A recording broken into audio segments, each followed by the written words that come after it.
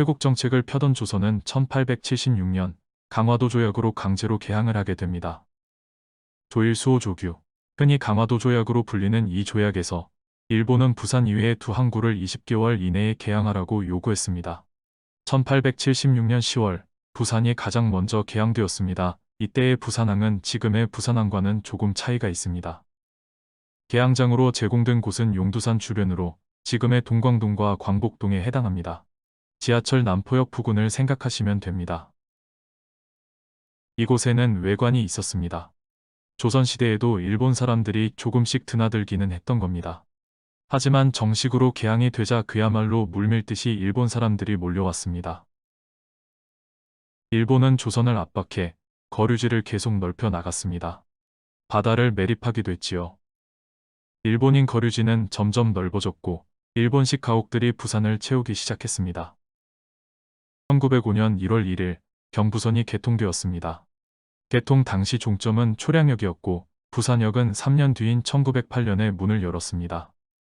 1905년 9월에는 부산과 일본을 정기적으로 오가는 여객선 이키마루가 취항했습니다. 이키마루처럼 일본의 시모노세키와 부산을 왕복하는 배를 관부연락선이라고 했습니다.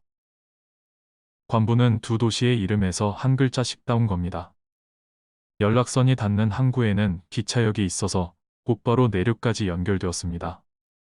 일본에서는 시모노세키역을 통해 고베와 도쿄로 연결되었고 한국에서는 부산장교역에서 경부선을 통해 서울로 다시 경의선을 통해 만주와 시베리아까지 연결되었습니다.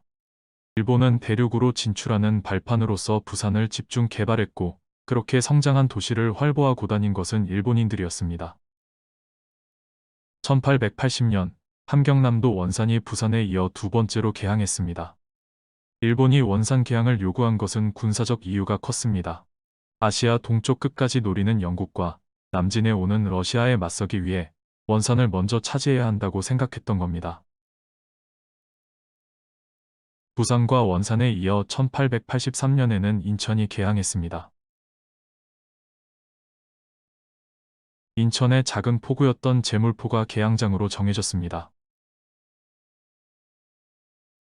조선에서는 서울과 가까운 인천에 개항을 꺼렸지만 일본은 바로 그 이유 때문에 인천을 개항장으로 요구했습니다.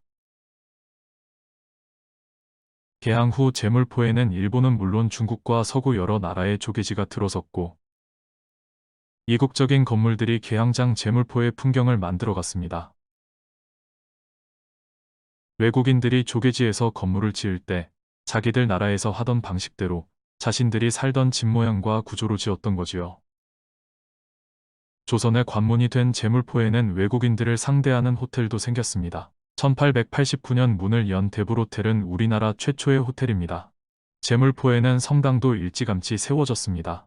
1897년 제물포 언덕 위에 답동성당이 건립되었는데 당시에는 높은 건물이 없었기 때문에 이 성당이 어디서나 눈에 띄었다고 합니다. 제물포는 외래문물이 들어오는 창구로 계속 발전했고 일자리를 찾아 우리나라 사람들도 몰려들었습니다. 인천의 중심지는 도호부 관아가 있던 관교동 문학동 일대에서 자연스럽게 제물포로 옮겨갔습니다.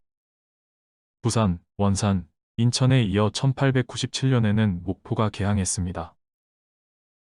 당시 일본은 쌀 부족 문제가 심각했기 때문에 한반도에서 안정적으로 쌀을 실어가기 위해 전라도 지역에도 개항장을 두고자 했습니다.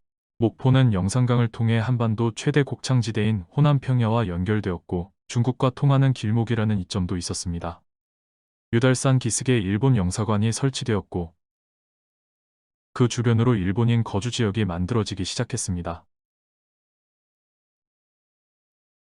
1899년 전라북도 군산, 경상남도 마산, 함경북도 성진이 동시에 개항했습니다. 일본이 군산을 노린 가장 큰 이유는 쌀을 실어가기 위해서였습니다. 군산은 일제강점기 내내 일본의 쌀을 보급하는 기지로 이용되었습니다. 호남평야 일대에는 일본인 농장이 속속 들어섰고 군산항에는 일본의 싣고 갈 쌀가마니가 산더미처럼 쌓였습니다. 군산항에서 외부로 나가는 물품 중 90%를 쌀이 차지할 정도였지요. 마산의 개항지는 현재의 경남대학교 인근인 월영동과 신월동 일대였습니다.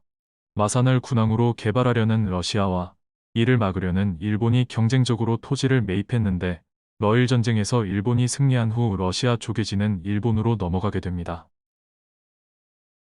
함경북도 성진에서는 어촌 마을 쌍포동이 개항장이 되었습니다. 성진은 원산과 러시아의 블라디보스톡을 잇는 기항지로서 또 북부 지방으로 들어서는 관문으로서 러시아와 일본 모두 관심을 두던 곳이었죠. 러일 전쟁 후 성진 역시 일본이 주도권을 차지하게 됩니다. 성진은 현재는 김책시로 불리고 있습니다.